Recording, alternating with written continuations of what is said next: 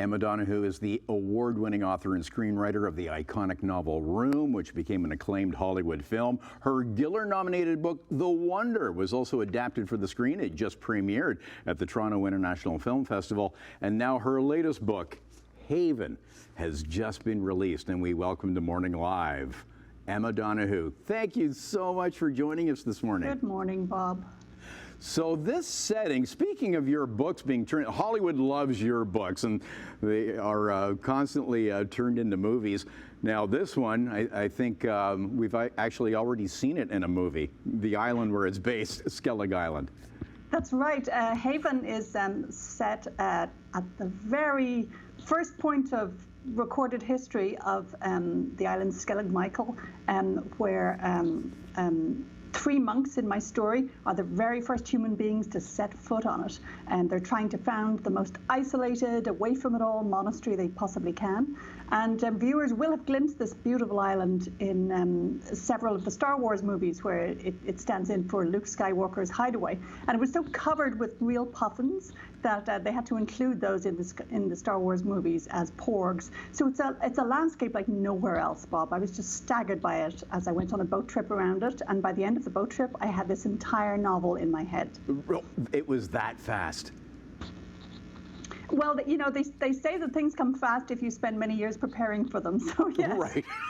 I suppose I'm very comfortable writing historical fiction, even if before each book I know nothing about that time and place. You know, I'm a blank page, but I love to do the research. And this was the first time I ever used an archaeological dig report as a basis for a novel, because you know there was no way to find out things like what plants there were on the island in the year 600, how on earth did the monks live, except through archaeologists sifting through the pollen and the charred wood and the middens, you know, they're garbage heaps. Well, and then the birds as well, some of them extinct now?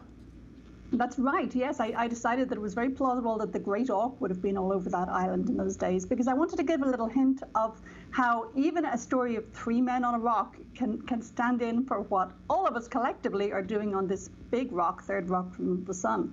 You know, environmental echoes came into the story immediately, because it's about sort of how much can three people change one ecosystem in a single summer if they approach it with that kind of colonizing mindset of this is all ours to use. Right, that's something that might resonate with readers today and the issues that we're facing.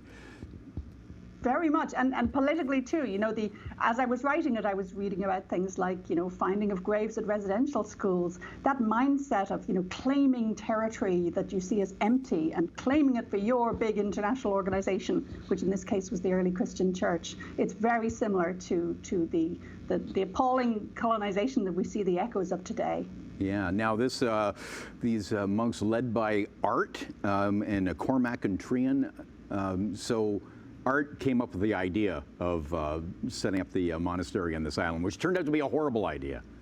Well, from his point of view, suffering is good because it makes you all the closer to God. So, you know, that was the really interesting challenge about writing this story, that these are not regular survivalists. They're not trying to thrive and have a lot of food and get through the winter fine. They're motivated by extreme zeal for religion. So it's a kind of an upside down survival story. Like, yes, they want to keep living there, but mostly so that they can, you know, suffer and pray and sacrifice everything, and above all be away from what they see as the stinky, germy world.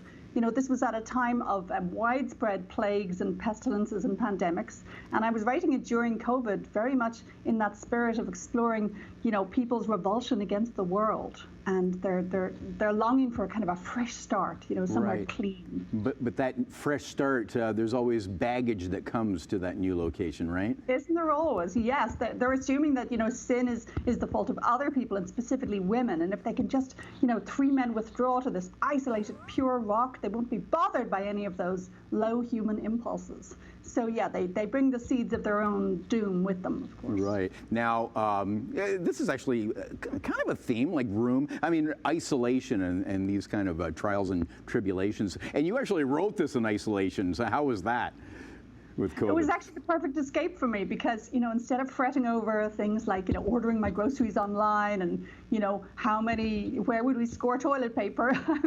You know, looking at a world where they didn't even think about toilet paper, it didn't exist. So they had much more simple, basic problems, but also great big spiritual challenges like, you know, Am I an individual or am I a member of a community? That's something a lot of us thought about during COVID. So I tried to make these three monks, their leader and an old kind of wiser one and a young, naive, energetic one.